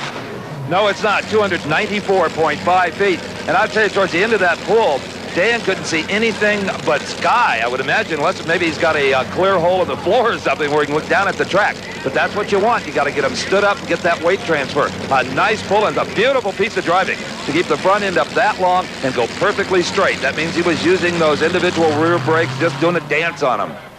And as you said, a super job of driving. As Roger Wilson just down the road in Nashport, Ohio, gets ready to go. He'll be the next puller. But before he climbs aboard, let's go down to Steve with Dan. Well, Dan, I'll tell you, this track is taking the very best to task, such as yourself. 294, not a new mark. Nah, it's definitely taking power. I thought I had enough power to handle second gear here, but it didn't work. I should have had it first gear. Definitely made a mistake. Well, what is the gear selection in a puller like this? On this particular truck, we have 3 speeds forward, and we've even been running as high as third gear. What kind of transmission is it? It's a Kipley transmission made by Rick Kipley up in Wisconsin. Okay, so in this sport, you only get one shot at it. Sorry about that. Yeah, that's truck and tractor pulling. We did our best. We'll be back. Well, now you got another team car to root for, though, right? Yes, we do. We got the second truck, and hopefully he can do a little better than I can. Okay, thank you. Thank you. Yeah, you'll be seeing more of the In-Laws and Outlaws pulling team before the day is out, as Dan goes off the course and Roger Wilson gets hooked up here. He is running an 85 Dodge minivan, Steve, with a big supercharged Rodeck under the hood. Brock, I happen to know your wife Pam drives a minivan just like this. When if she had a 600-inch Rodeck like that, she could just pull the grocery store. I tell you, when it snows up there, she could probably use it to get up her driveway. I tell you, Roger has missed the gearing, the weight, or something here because his front end almost glued to the dirt until it's really too late. Now in desperation, it hops one more time, but Heartbreaker 2's not going anywhere. Fort Recovery, Ohio is named for a small fort that was located here during the Indian Wars that raged through this territory in the late 1790s. And there was a giant battle here where General St. Clair was badly beaten by the Indians, and 13 of the dead soldiers are buried under here. They recovered the bodies and put them in a final resting place, 13 of them for the 13 original states. All right, Brock, and in the shadow of that monument lies the Fort Recovery tractor pull course, and this is Richard McPherson's toy truck, an 83 Chevy with a 470 cubic inch supercharged big block, and you can see the number he has to beat, 297 feet by Leo K, and that's almost a full pull. 300 feet is the ultimate distance. If more than one truck should do it in the class, then they have what they call a pull-off. So far, we're nowhere near a pull-off. That's right, Steve, and the NTPA officials have got to be pleased because there's good competition here. If they have too many full pulls, they're going to put more weight into these, into Heartbreaker 2. But right now, nobody has gone out the back, which means the competition is very keen. Leo K came up 2 feet short, and all the guys have been pretty competitive. So it looks as if the track and the weight distribution on the sled is just about right. Well, there's longtime starter Russell Mount getting Richard McPherson in place. Sometimes it can be an advantage to pull very early in the class, maybe get the best pulling surface.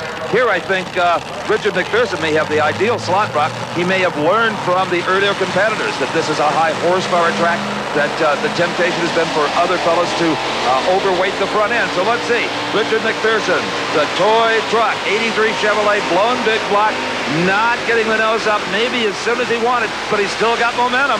He sure does. This is not a bad pass. There's the flag, a Leo K's mark, and he doesn't make that, so he's not going to move into first place, but he's going to move up in the standings pretty well. 290 feet, 7 inches. Not bad at all. In fact, that's going to push John Heilman down, and a good move overall by Richard McPherson as Mark Miller gets ready to go out of Richmond, Virginia. From up the road here, 85 Chevy. Let's go to Steve. Well, Richard, you probably already know this, but you came up about 7 feet short. Yes, it's a good run. It's kind of a jerky run. It's pulling pretty hard out here. I tell you, a lot of your fellow competitors thought that you might be the one to full pull it. Yeah, I made a few mistakes. The truck didn't hook up back at the starting line like I thought. And what kind of mistakes did you make in the cockpit? That's what I mean. I made a few mistakes in the cockpit. Like what? I think I got after a little, maybe too hard right on the line.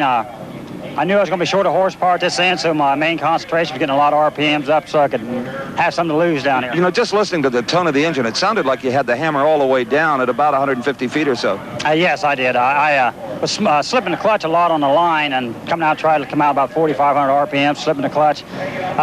My main secret running against them all year, I try to come out and never spin my tires, and it's been working very successful. I mean, I've just been beating them week after week after week, and then with a little motor. Well, let's hope that that'll get you a payday anyway, huh? Oh, yeah, I'm happy with the run. Okay. Thank you. Nice on. A fine professional. Been in it for 10 years, Richard McPherson has, and has won a whole lot of events. One of the best. And up next is Mark Miller, the Mini Brute.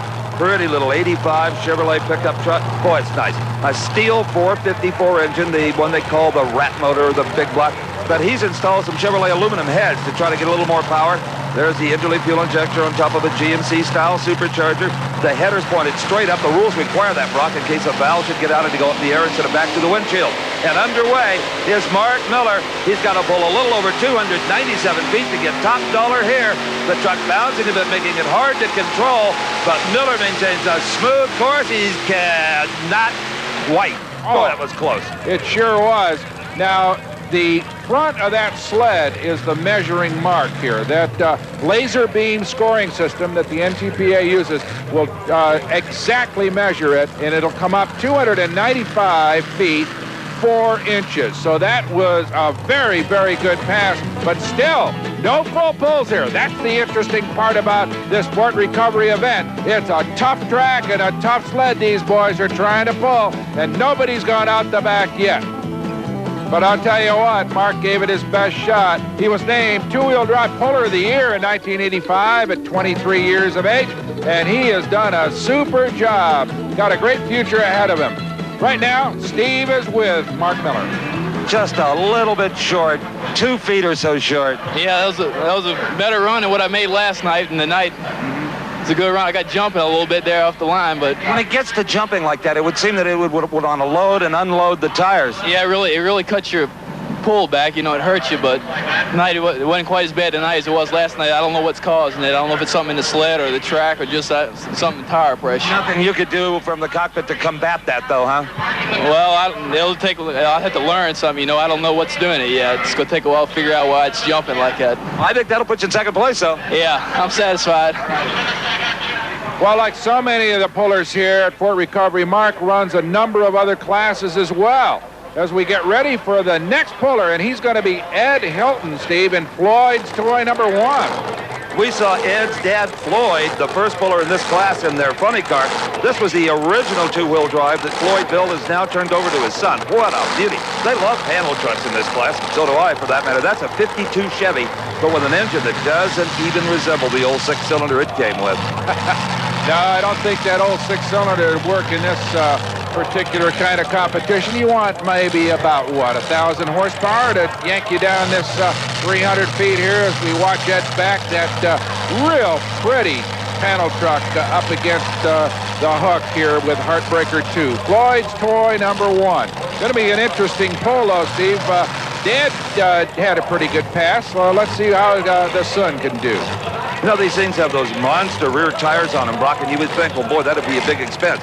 But you know, in this sport, to where the tires are turning, there's no pavement involved, they'll last a full season or more. One pair of tires. Right, Steve, and with the racing technology that goes into these big supercharged aluminum block engines, they're pretty reliable, too. So the expense overall, after you get through with building one of these things, you can run one a whole season, providing you don't tear a motor up for not a whole lot of money. That's right, and you're not running at high revolutions for a long period of time, so you're right, they'll last a long time. Ed Hilton at the wheel of the 52 Chevrolet panel. Here comes the box on Heartbreaker 2, and up comes the front end as it should on Ed Hilton's machine. But he is just running out of steam. In fact, he misses by 1 foot the distance set by his father, and by a long ways the distance it takes to win the class. How about the most useless piece of equipment on a two-wheel puller is the steering wheel. So, Bruce, take it off of the super scooter. Bruce Hutcherson. But, Bruce, show us how you do steer one of these machines with the brake. Well, it has individual brakes, the right and left brake. And if it was going to the right, you would push on the left brake and correct it, and vice versa each way. And the harder it's pulling on the track, the harder you have to push on the brakes. So you're literally doing a dance on these pedals. Yes, and as we talked earlier, you do this automatically. Person asks you if you put on the brakes, you really don't know. You just, when the front end gets a little bit out of line, you apply one brake, and if you overcorrect it, you have to get right back on the other brake. And the steering wheel hardly ever gets turned. Well, the tendency is you don't need the steering wheel. That front end's in the air, but when the front end gets up, you automatically turn the wheel to correct, but it's not doing anything. Interesting technique.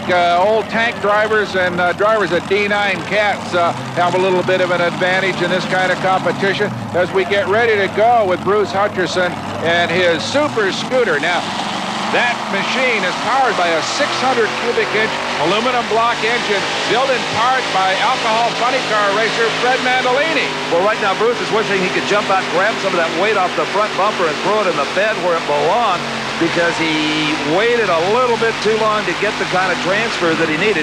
And right now the rear wheel's just spinning. Heartbreaker 2 won this one. Only 279 feet. Might make him a little traveling money, but certainly not first prize. Oh, no, that is far from a winner here. And you know, Steve, still, the shutout that Heartbreaker 2 has been putting on these guys maintains. Nobody here in this class yet with a full pull. That is an exciting prospect if anybody can pull it out of here today. All right, the next puller, Chris Holdorf. Remember, we saw him earlier. He is back in it again with his second machine. This is the Florida Cracker. The other machine, the Gator Country one, bogged down at 271 feet. This time he's out with a brand new piece. That's a Ford Aerostar. At least it started life as one of the Ford minivans, Steve. Pretty interesting looking piece. Indeed, and under the hood is a 429 Boss Ford Hemi, supercharged, of course. And you know, I think Leo K, who's our #1 puller right now in this class, is as surprised as anybody there hasn't been a full pull. He predicted 2 and maybe 3 of them. Boy, that's a long Gator, isn't it? It is. They add a little bit to the wheelbase on that one as we watch Chris back up against Heartbreaker 2, which has had all the best of it here this afternoon so far. A little bit of Target paintwork on the back of Chris's machine that makes the hookup a little more pleasurable, I'd say, Steve.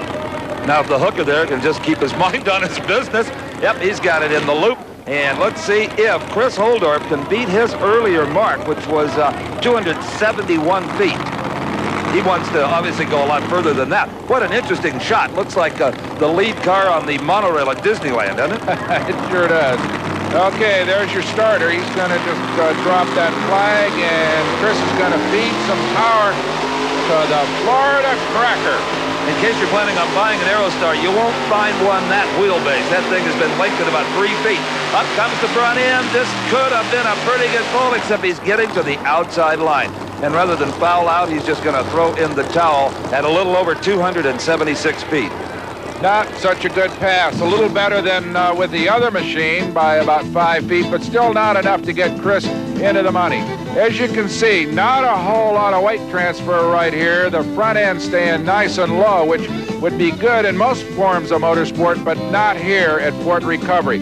Finally, Heartbreaker 2 just yanks him up short, and Chris, unfortunately, comes up out of the money here. Well, a very unhappy Chris Holdorf comes out of his Aerostar.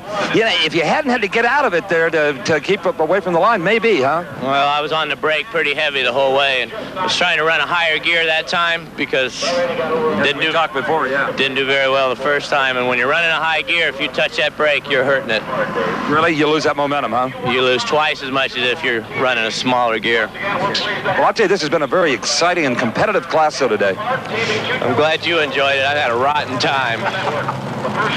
With 2 shots at it, still couldn't quite pull it out. An unhappy day for Chris, but he'll be back, and be sure of that. As we watch a relatively new machine back in here, Steve Evans. This is John Potts' Excalibur from Green Bay, Wisconsin. Now, the body, don't misread that. That's a 39 Dodge, but John just built this puller this year, and he's still getting the bugs sorted out of it. You know, you can, as I said to one of the pullers earlier, it's so much fun because you can express yourself. You could run a Corvette body. We've seen those, an Aerostar's late model, anything you want, just as long as it meets the rules. Appearance means absolutely nothing. Please yourself. Yeah, and that's what makes it so much fun for the fans here at Fort Recovery, because, boy, they don't know what's going to show up next.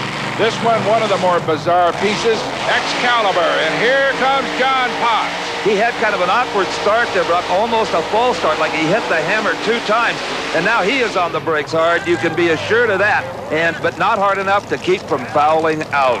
Potts got across that outside extremity line, so no matter how far he went, which wasn't very far, it wouldn't count. Jim Brockman with that beautiful 41 Dodge panel. Talk about a guy who came up through the ranks. 12 years ago, he was participating at local pulls on his garden tractor. That's starting at the bottom. Well, Steve, remember now, Dan Bieberich, who saw Paul, he's a teammate. Jim owns his machine as well, and I got to believe that Dan gave him some scouting information, because Jim definitely comes in here with a high level of confidence. He's one of the very, very best in this class, and you got to believe that Dan told him a few things about weight transfer here that may help. Well, one thing he told him for sure, you'll recall, he said, I wish I'd been in a lower gear. I was in second gear. I wish I'd have been in first. And their two panels are very much alike. I got a feeling that one is in low gear. Oh, I'll guarantee that Jim Brockman is loaded for bear here as he backs that beautiful old panel truck in here. What a nice piece of work. Jim manages a tool rental operation back in New Haven, Indiana. I got to believe, Steve, he must take home a whole bunch of those tools because he built a pair of fine machines. Indeed, this one powered by an 8.3-liter Arias engine. That's a Hemi engine built out on the West Coast. Has had great success in boat racing particularly, and now in tractor pulling. It sure has, and of course it shows up in big-time drag racing as well. But right now, all eyes in Port Recovery's pulling park are on this man, Jim Brockman. He's the last guy, the last chance to beat Leo K here. All right, here goes Brockman. A great drive out of the hole. Wonderful drive there. Now if the front end comes up, look at Brock. It's up and it's staying up. This is a gorgeous pull. He may do it. Yes, a full pull. The last man, the last chance to win it, and he does. Jim Brockman, a full pull, a beautiful pull. All the way, 300-plus feet. Here you can see that weight transfer is so critical here. Just carrying those front wheels, that means that Arias power is being transferred 100% to those big back tractor tires that have been specially built, by the way, for this kind of competition. And there it is. Jim Brockman wins it. Well, saving the best for last. Jim, congratulations. The only full pull in the class. Did you think you had it in you? Yeah, I thought so. We had things pretty well balanced out for the truck, and we got the tires sharpened for the track, and by running the other truck first earlier in the class, that kind of helps us gauge what we should be doing, you know, with the second entry. And all that stuff kind of helps you a little bit. You know, any idea where this beautiful old truck came from, what its history is? Okay, we found this truck out in St. Louis, Missouri.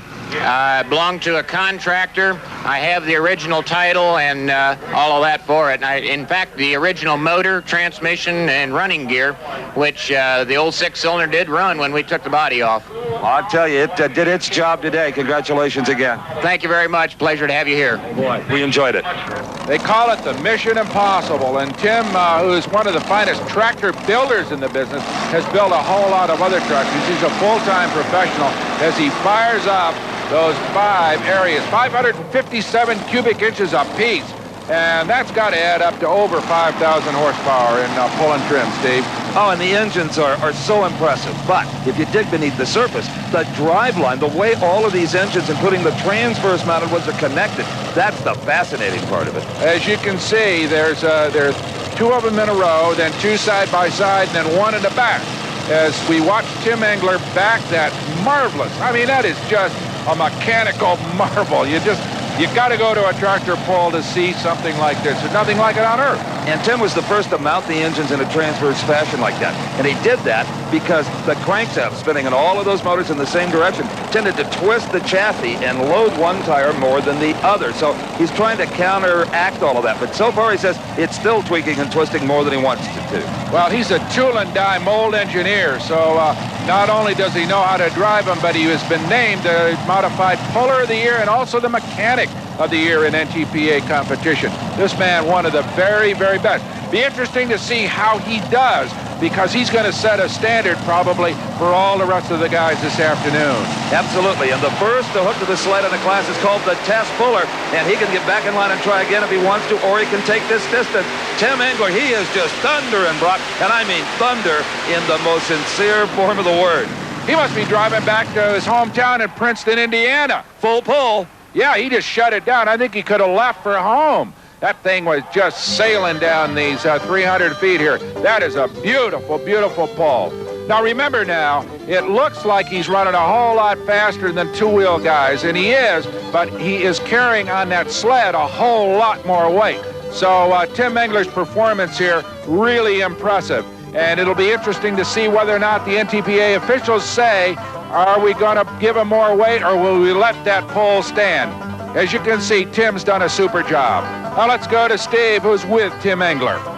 Well, Tim, as test puller there, you blew it out awfully easy. Well, that's true. We felt like the sled was pretty well right early. The tractor's working pretty good in this class, although I think it's going to take a good run to get it out the end. But if you do get locked in and you have this kind of power, you're going to take it out the gate. But I think they did lighten it up too much, I'll be honest there. All right, so we may see yet another sled change here. Steve, give me an important tip on how to become a championship tractor puller like yourself. Well, there's a lot of tips to becoming a championship one. I don't know if I'm a championship one yet. I'm still learning. We've only been doing it a year. But one of the things I look for is I watch a lot of the other tractors. If I've got a late number in the class, I'll watch all the other guys. And I think you can learn most by watching other guys, watching which way the track's pulling left, right, you know, kind of anticipate which way the track's going to pull you and hopefully be ahead of the game and not get out of bounds or get too close to the sideline. He's only been doing it a year in the modified class, Brock, but he's got plenty of experience in tractor pulling overall. He sure has, with some championships to his credit. As we watch him go, feed the power to those 5 monster motors, and he is sailing, Steve. He is indeed, Brock. We saw some kind of steam or smoke coming from one of the engines underneath the tractor, but that didn't appear to slow him down. He just eases it right out.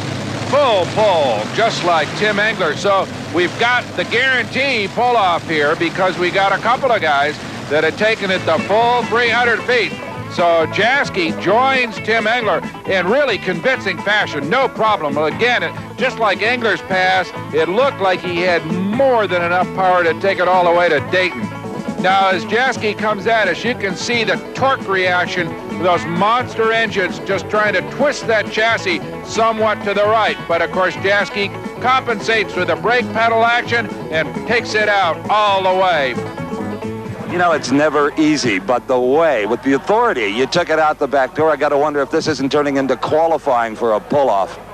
Yeah, the way it is, Steve, we've had a hard problem this week just staying between the white lines. We've run as good as anybody, but just been real hard keeping it in bounds. And when we can keep it going straight, we can run with anybody. I don't think you and Tim are going to be alone in that pull-off. I don't think so either. I think the Banners and Gardner Stoners, any one of them, they're all good tractors. We're about to find out. All right, the next man up, one of the biggest names in the sport, Dave Banner, on board a monster called Banner Brown. Now, that's full of motors, and earlier Steve had a look at this giant engine package. When we first started coming to the tractor pulls, a twin-engine tractor was spectacular. A triple, well, that was just science fiction. Well, take a look these days at the Banner Brothers Big Brown. 6, count them, 6 supercharged iron block 427 Chevrolet engines. Part of the philosophy of more engines is pretty simple, right? More power to pull that sled. Well, there's another reason, too. Consider that in the top class, this tractor has to weigh as much as 12,000 pounds. Well, you might as well make some of that weight productive. In the case of the engines, they weigh about 1,000 pounds apiece. So half the weight of this tractor is making power. The engines themselves. Now, Ralph Banner, who built this machine, says the most often asked questions by the fans is, how do you get all these engines synchronized to run together? Well, the truth of the matter is, you don't. Engines aren't very smart. They think they're just one great big 48-cylinder power plant.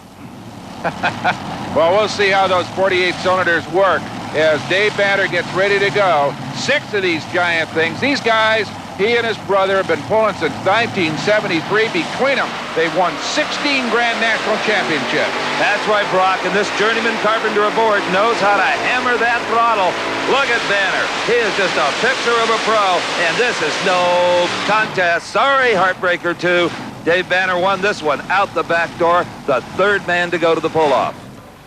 Okay, this is Gardner Stone, Middlebury, Vermont. Remember, we saw his son, Todd, run, and not very successfully after he had an engine failure. But now his dad comes up to the line with a tractor called the General. Now, it's an interesting piece because it can run in 3 different weight classes.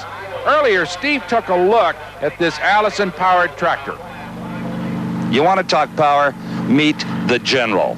3 V12 Allison engines in one tractor. All are twin turbocharged and fuel injected. But the most amazing piece of engineering, I think, in this tractor is that this front and center motor can be removed to run the 7,200-pound class. It's set up for 9,200 pound now. When this engine is hoisted out, the other 2 engines, the outboard engines, slide forward on the chassis rails to put adequate weight on the front end so that it's balanced properly in that class. Just amazing. And you know, these old Warhorse V-12 engines first became famous in World War II. They were the power of the P-51 fighter planes. But in the aircraft, they had crank-driven superchargers and nitrous oxide. All of that has long since been stripped away in favor of all of this hot rod technology. Another incredible piece of engineering is right here. Look at this gearbox. It runs the whole width of the tractor, and that is how all three engines are hooked together and coupled into one final drive shaft. But you know, looking at these, I just can't help but wonder if maybe one of these engines wasn't in front of World War II ace Chuck Yeager somewhere over Germany. Who's to know? A great history, though, regardless of who flew him, Steve. As Gardner Stone gets ready, he is the last man to compete in this class. Now, remember earlier with the two-wheel drives, we saw Jim Brockman win it on the last pass. So Gardner Stone by no means out of it. In fact, a lot of guys here feel that he's got a very, very good shot at a full pull. This is a super running tractor. Well, the General has had a good season, Brock. He has won a number of times in this class and in others. I'll tell you, I couldn't afford to buy air cleaners for that thing. Look at all of those. Truck business must be pretty good in Vermont to keep this baby running. And don't forget, as we said earlier, Todd showed up with a pair of Allisons. So that's an Allison family out of Middlebury, Vermont, is Gardner Stone gets hooked up here. Heartbreaker, too, not having too much luck in this class. He's having some problems, it looks like, getting it into gear. Interesting, they're Ford and GMC. He may be the only truck dealer that's ever done that side by side.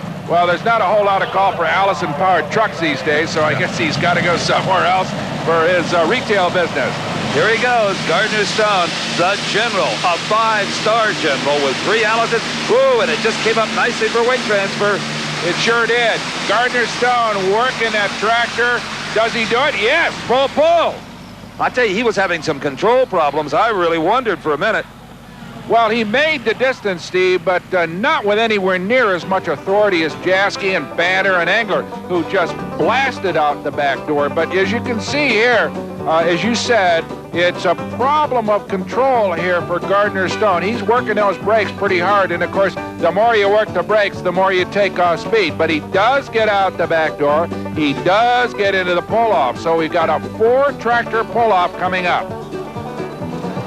Well, the elder Stone has a good deal more success. Another star for the General. Nice pull. Thank you very much. I thought for a minute you were going to take it to Indiana about a half a mile up the road. Well, I didn't know if we were going to make it or not. We had to get on the brakes pretty hard, but she came around. Front end get a little higher than you would have liked? No, it was about right. As long as the track didn't pull us, and it started pulling it, but it had to get the front end up to get it out. You know, there's a little oil running out of these things. Is that normal for them? Typical Allison. They leak and drip all over the place. See you in the pull-off. Well, you think that sled had a hard heart before. These guys now have not only put more weight in the box, they've also changed the gear in the transmission where it will come forward at a much quicker rate. And guys like Steve Jaski, they know how diabolical the sled crew is. And you can bet they've made some changes to those tractors in weight, possibly in gearing in some other areas to try to counteract it. Because we are into the pull-off. There will be 4 contestants. And the first one up is Tim Engler. He was the first man you remember to do the full pull. Engler with great authority. The first pass down this port recovery 300 feet was the man to set the stage for the pull-off. So let's see how he does. He's going to be the guy that's going to have to test Heartbreaker 2's will the first time. And as we said, I don't know exactly how much weight's on board, but Steve Jaski, who's next up, is very concerned. He's going to watch the weight transfer very closely that Tim Engler has, and also he's going to watch the lane, as it were, that Engler chooses on this pass. Well, these guys have told us that the first 60 feet can be all the difference, and using far more power than he did the first time is Tim Engler. He's got it going, but he's veering off to the left. That means he's having to use a lot of brake, and that is going to slow him to only 267.1 feet. Jaski says, oh, boy, is it tough. I was surprised, Steve. Engler really came out of the gate like a ton. He looked like he was running almost as hard as when he did his full pull, but then all of a sudden he angled off, as you say, off to the left and had to use a lot of brake, and that was the end of it for Tim. Tim, 267 feet. Well, it was a decent run, but I was on the brake pretty hard from 150 feet on, and I lost a lot of traction right here on the end. I think it can be beat. You do think someone else back there can beat that? Yeah, I believe so. I think it might hold up for second or third. You know, you were having some problems, you told me before, with this chassis wanting to twist and torque and unload one of the rear tires. Have you solved that problem? Well, in this class, usually we don't have that problem, but this track is really wanting to pull a lot of guys to this left side, and it just kind of compounds my problems in this class. But we're getting it better gradually, and we'll work it out, but it is a problem. Okay, let's see if anybody can better. The first mark laid down, 267 feet, 1 inch. Steve Jaski next up in the Blazing Bison. Now, he's got a target. He knows that if he can do 268 feet, that'll put him in the lead. But right now, we know that Dave Banner, who's the next man up after Jaski, is going to try to adjust his weight even better. So it's unlikely with the weight on board Heartbreaker 2 that anybody's going to do a full pull. But the question is to beat, who can beat Tim Engler's 267 feet? That is the starter, the man with the flag, Russell Mount. He waves the green, and here comes Jaski. Well, he's got some rather unhealthy-looking smoke coming out of one of the motors as Dave Banner looks on.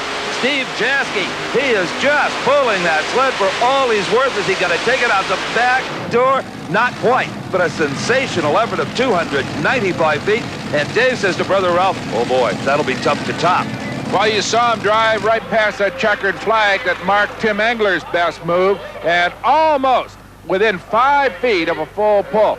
But no matter what, he is now the current leader in this pull-off. So Steve Jaski, a beautiful pass. Once again, it looked as if he might go the distance, but probably the application or the required application of some brakes to keep him within the white lines forced him to come up just a little bit short. But a beautiful, beautiful drive by Steve Jaski, the veteran, who moves into the lead here in this pull-off. Well, here's your new leader, Steve Jaski, 295 and 5 inches. It's about all she had. It was, boy, at 250, I didn't think I was going to get Tim. It was labored and just kept coming down the track, and hurt a few pieces at the end, but we're out in the lead. We'll be crossing our fingers for the rest of the other two. From my angle down here, I could see that front motor particularly was pumping out a lot of blow-by out the bottom. Yeah, we've run 3 times now, Steve, and once they get warm, the rings don't seat quite as good as they used to, and you suck a lot of dirt through them, and it's hard to keep them fresh. All right, you think it'll hold? Got my fingers crossed. I don't know. It's going to take a heck of a run to beat me. Okay.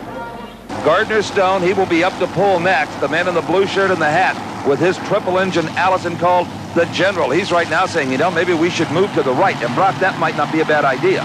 Right, Steve. This is a big, big factor here. The right kind of a choice on the track or the lane, just like in drag racing. Here goes Dave Banner.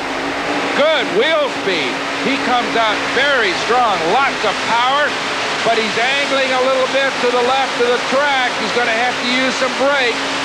And, Brock, I don't believe he got the front end high enough for that weight transfer. And there is Gardner Stone. You bet he's going to move over where he doesn't hopefully angle like that. The distance for Banner, 271.8 inches.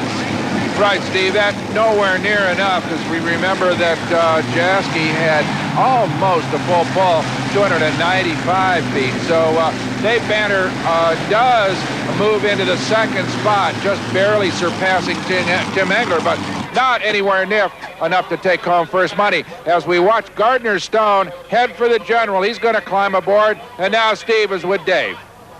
Well, Dave Banner's chance of repeating here at Fort Recovery kind of just went out the window. Yeah, it's over for this year, but I'm satisfied with that run. The type of horsepower that's ahead of me, they deserve it, you know. Maybe another day, you know. You know, you've got these little iron block 427s, kind of the David to the Goliath, those great big almost 600-inch Arius motors. Yeah, that's right, and we still got room to take these on up, but as much as we run day after day, these has been good motors for me. I'm satisfied with them. Have we reached the limit as far as number of motors? I really feel like we have for several years. You know, the numbers race is over now. It's getting down to the track. What do you think of Gardner Stone's chance to take it away from Steve Jaski? Gardner's the last man in the pull-off. He's got a real good shot at it. That's an awesome machine. That's really good. My favorite word, awesome. Well, you heard Dave Banner say it. He feels Gardner Stone has an excellent shot at it. But believe me, anybody that can do a full pull in the first round does have an excellent shot, Steve. But remember now, 295.5 feet. That is, to use your word, an awesome accomplishment, considering that two of the other best runners have not come anywhere near it. And there's our leader, Steve Jaske. He's done for the day, except going to the pay window, and he'd like to get the biggest bag of cash if he possibly can. And Gardner Stone, Brock, really had a more difficult time making the pull-up than anyone else. Now, who's to say they haven't made an adjustment on just one turbocharger, a little tweak that won't give them some more power? That's right. But everybody else did it with real authority, and as we saw, Gardner Stone really chugged a little bit near the end to get out of there to get that full pull qualification. But here he comes, feeding power to the Generals. Triple Allison twin turbocharged motors. Here he comes. But like everybody else, angling off to the left, having to use a lot of brake, and Stone comes up short. He will not make it. Jaske is the winner. Gardner Stone, 256 feet, 8 inches, nowhere near enough. Steve Jaske wins it all. Congratulations, you are the champion here at Fort Recovery. A beautiful job and a beautiful machine. Thank you very much, Steve. So the big winner with a 295-foot effort is the man from Indiana, Steve Jaske. Gardner Stone obviously disappointed as we see Steve move in to talk to Gardner. Well, Gardner, I was with Steve Jaske, and I'll tell you, he had his fingers crossed. He thought you had a good shot at it. Well, he made a good run. Both Tim and Jaske made a good run, so they're hard to beat. They're good competition. You know, all the car dealers I know for recreation, they're out at the country club or the tennis court. I've been asked that a lot. If it isn't motorized, competitive, make a lot of noise, I'm not interested. I can't bat that ball around. Hey, Yates, this is our kind of guy. He sure is. All these guys are our kind of guys. Anybody that can handle a couple of thousand horsepower as well as these guys deserve our respect. And they're great sportsmen as well. Everybody has a good time here, and that really counts for something, Steve. I know I've sure had a lot of fun with them. And here's where things went real wrong real fast for Gardner Stone. There was no way he was going to keep that machine from getting over close to that left-hand side. This is the winning pull of Steve Jaske. Right, almost a full pull, 5 feet short, and way, way beyond the rest of the guys. There you see him passing Tim Engler's best mark. Right there, he was on his way to victory. Comes up just a little bit less than a full pull, but plenty good enough to take home the big bucks here at Fort Recovery. And you heard Dave Banner say it in his interview. Those great big Hemi engines like that just make a bit more power than all 6 of his. Jaske, top spot at 295, followed by Banner, Engler, and Gardner Stone. They were the 4 best in the 11,000 Unlimited class today. The truck and tractor pulling action like we saw today is happening all over the country. You might want to take a look when it comes to your town. For Brock Yates, I'm Steve Evans. Thanks for being with us.